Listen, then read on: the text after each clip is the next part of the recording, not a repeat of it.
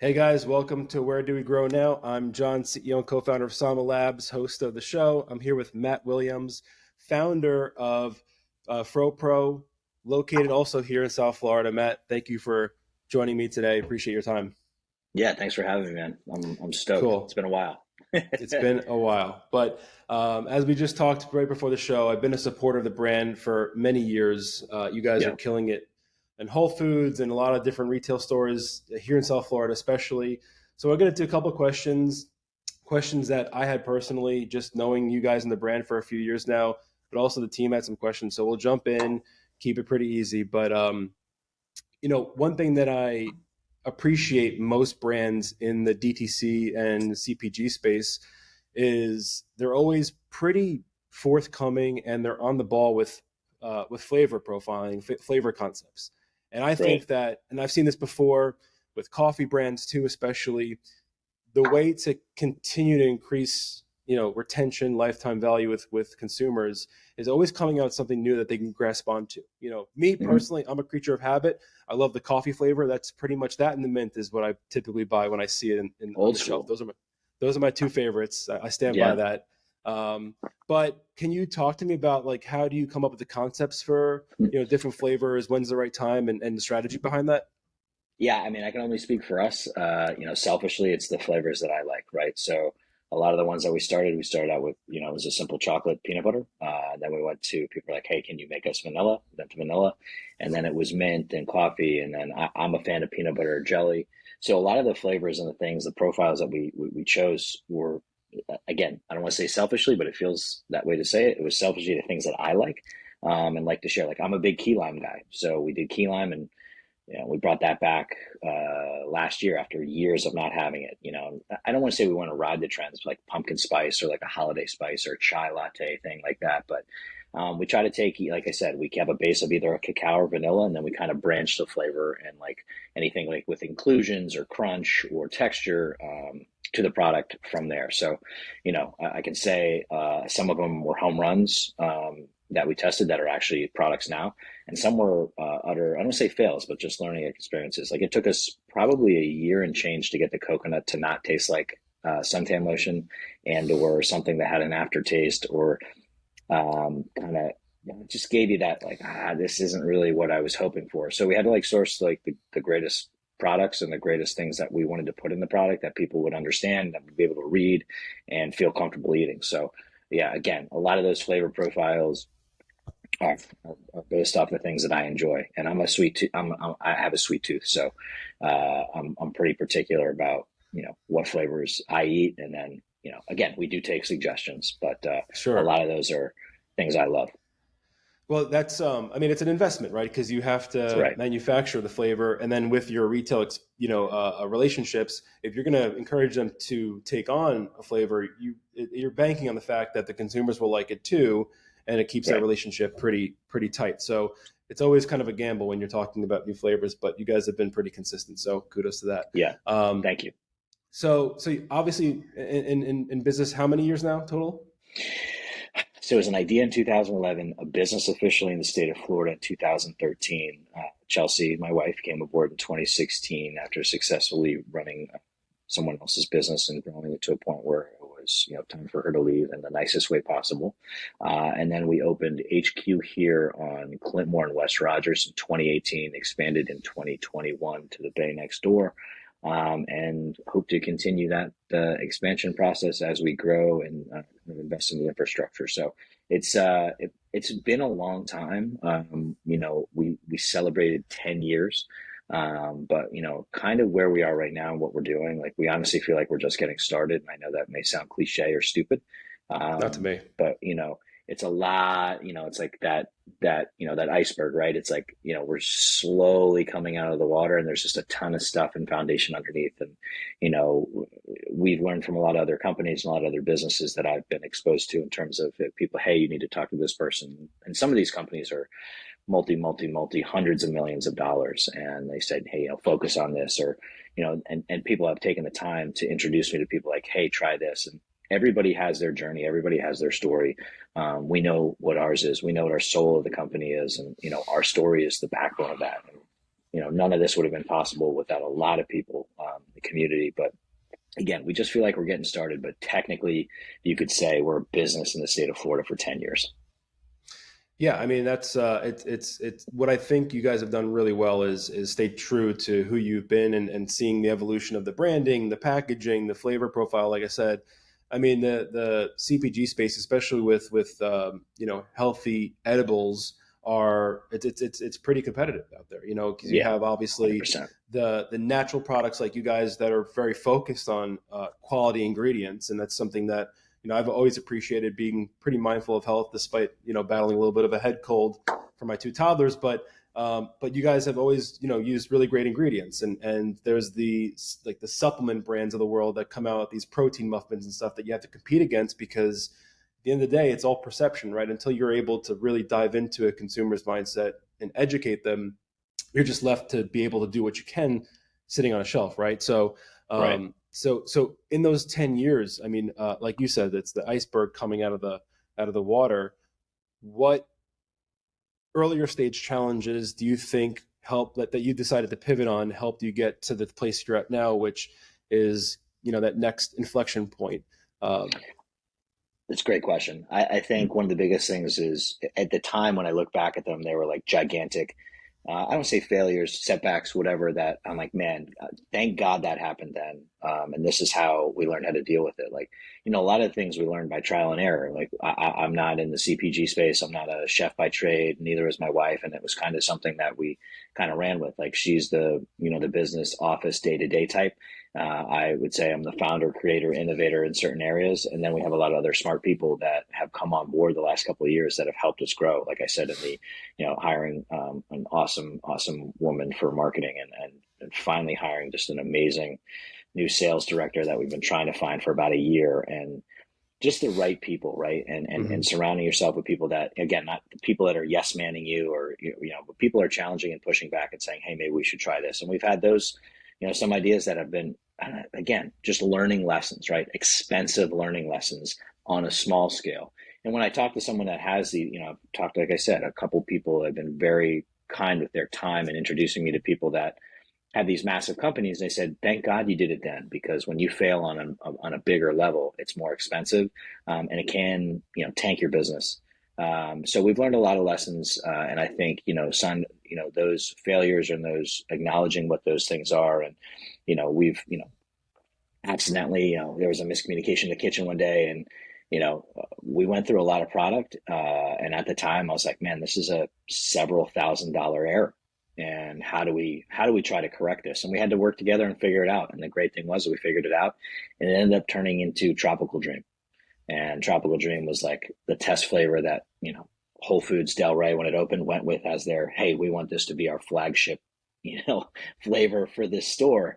And then everybody else was like, well, we want it for our store. So again, a lot of those things, what look like just tragic situations, ended up being wins. And then there were some where it's, again, I don't want to, I've worked with people in the past, and learning lessons where, if someone were to say, hey, would you work with them again? I would just say, no, here's what was really good. And, we just decided to go another direction, because everybody has their ups and downs, and everybody has challenges in business. And we're all out here hopefully loving what we do and trying to do it, and hope, some people work together well, and others don't. So I think, kind of keeping that mindset of like, no one's trying to hurt me personally. There's challenges that, in working with other businesses and working with distributors and working with stores, and, growing and expanding in retail and learning more about the online space that, again, is somewhat over my head, but I'm learning, and there's other people here that are really good at it. So, Mhm. I think it's, letting the people that are good at what they're good at do their job, as well as, just being very clear. Like, if you can't do something, I'd rather you say, I can't do it, so we can figure it out, rather than tell me you're going to do it and then either completely blow it up because you have no idea, or, drop the ball and be like, oh yeah, I should have been honest. I really don't know how. So I think there's communication to kind of tie in to that question. It's, definitely, communication is key. Mhm. Failing on a small scale before a big scale, and then just, keeping it moving forward, and not letting a lot of these things kind of, impede too much of your progress, and like sit in a space where it's just like blocking you from moving forward. For sure. That's great insight, man. You brought up Whole Foods. I mean, that's a pretty landmark, partnership for any brand, Yes. right? And even with some of the brands that we have and operate on our own, have gone through that experience of working with the Whole Foods, the CVSs, the WalMarts. So we know, and I know I've seen how challenging and how a little bit unpredictable it can be at times. Uh, that's been going on a few years for you now. You guys have been pretty consistent with them. I mean, has that continued to grow, or has that been pretty bumpy too? Yeah, I mean, we were on a really great track. And then, again, speaking to what affected the entire world was COVID, and a lot of Right. things changed. And a lot of people that were in charge of certain categories either, left, retired, and you kind of had to start from scratch. And then a lot of programs weren't offered, and there were new programs. And there was a lot of, I felt there was just like, it was a very scattered effort into trying to figure out how to expand. And we keep putting our hat in the ring, and we show great velocity numbers and weekly sales in this area and in this territory. And it's just a matter of time and what sets us apart. And again, it's usually, and this is something I've learned just in life in general. And I'm only 41, but it's the people and you never know who you're going to meet, and who knows who. And that's why it's always been important to me that it's like, be on pretty good terms with everybody. Again, you don't have to like everybody, but Sure. I love meeting new people, and I've had random connections from, surface 5 years later and be like, hey, you need to talk to so and so. Oh, by the way, they own, this large chain, and they're in charge of buying here. And it's like, oh my gosh, that's incredible. Right. So I think it's really, fostering relationships and making sure that, again, it makes sense. And there's a lot of things, like one of the coolest things, this new sales director that just started before us said that, you're going to want to do everything. And, there's some things that we can do, and there's some things you have to just be really, really patient on, because, if you get the chance, that's it. If it goes south or something doesn't get done right, and a lot of these places have a lot of, again, checkpoints before you get the product Right. on the shelves. And if you mess up one of those checkpoints, you end up eating the whole cost. And like I said, as you grow and you expand to, let's say, two, three, four, 500, like a store chain, the risk is higher, and it's the exposure is great, but you just have to make sure that you're, again, being aware and being honest with yourself, and just truly doing it the right way. Kind of like we've been doing it for years. I've been to shows, people like, oh, we raised like $150 million. I'm like, oh my God, congratulations. That's incredible. I hope to be Hmm. there one day. And then other businesses that I've seen years ago that were killing it, either sold or some aren't in existence because they grew too fast, or they didn't adhere to their true message or their true soul of the company. So Right. again, I know what works for us, and it may not work for everybody else. And I used to, it used to kind of rub me the wrong way, but I'm very comfortable with it today, and just like happy to be here and doing it. Cool. Well, in that same vein, you guys are really, community driven. I think there's like a lot of purpose Yeah. and intent behind what you guys do, especially in the local area. So, is there a lot of influence that the brand makes based on some of that locale influence feedback? I mean, you mentioned a little bit on the flavor side. So, is that something you look at pretty closely when you guys are making decisions for the brand? Yeah, I mean, there are certain places, and to work with them, it's like the biggest thing now is like there's so many products out there. What makes you stand out? And for us, and this is a biased statement probably, but like our taste, I think, blows a lot of things out of the water. We do everything in house, Agree. so we see what goes in, and we control that. A lot of the places that go to those co-packers, and they're great, and I understand co-packers serve a purpose. Um, they can lose some things, and I've talked with people that have massive brands that you're very familiar with, and I'm very familiar with, and unbeknownst to them, they go in one day and they're like, why did you change this? And they said, well, because that's how we do things. And I was like, wow, that just sounds pretty gnarly. So Right. yeah, I think, we look at those trends. We try to, like, for a while it was like reishi mushroom, adaptogens, and everybody's jumping on this train. And I try to keep it as clear as this. And if I offend anybody, like, we make fucking peanut butter snack bars, and we make them really well, and we're really good at it, and that's what we're going to stick to doing. Are there going to be other SKUs in the future? Maybe, but we're really good at making peanut butter snack bars. Right. And we're going to stick to what we know because, we're still learning and still growing in that area. Yeah. Got it. Um, wow, there's a lot of value packed in a short time, Matt. So I appreciate some of this insight. So I think the last question I have is for anyone in the call it food, CPG, wellness space, um, entrepreneurial, trying to get their foot in the door, start a brand. Um, top piece of advice you to give them. Well, again, this is regurgitated. Someone told me in just life. We're in the effort business.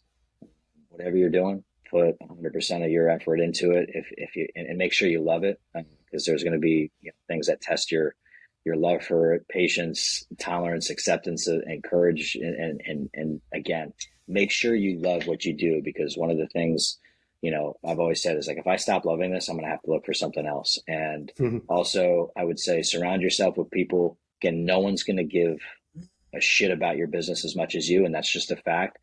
But I'm very fortunate. I have an amazing partner. She's my wife. She's the CEO. We found Emily. We found Danny. We found Brandy. We found Ed and Ryan. We found all these really great people that understand the messaging of what we're trying to do and where we're trying to go. And I think it's very important to have that communication. And again, you're never going to do it yourself. That's my opinion. For those that do it themselves, all by themselves, and have grown massive companies, my hat's off to you. But I think it's a team effort, and I think that it's super important to have that all flow together for there to be a success and for everybody to win. So one of those, I think the saying is never be the smartest person in the room, right? Oh yeah, no, I make sure that I'm not, and if I am, I leave. Awesome. Well, Matt, Part thanks of the for the deal. time, man. Where can they visit FroPro? Yeah, so they can check us out, FroPro Snacks on Instagram, FroPro on Facebook. We are the peanut butter snack bar, so make sure if you're looking in the US, that's what you're looking at. You can reach out to us. It's super easy to find us on Instagram, Twitter, TikTok, all the major platforms, LinkedIn. But yeah, my wife, Chelsea Williams, my name is Matt Williams.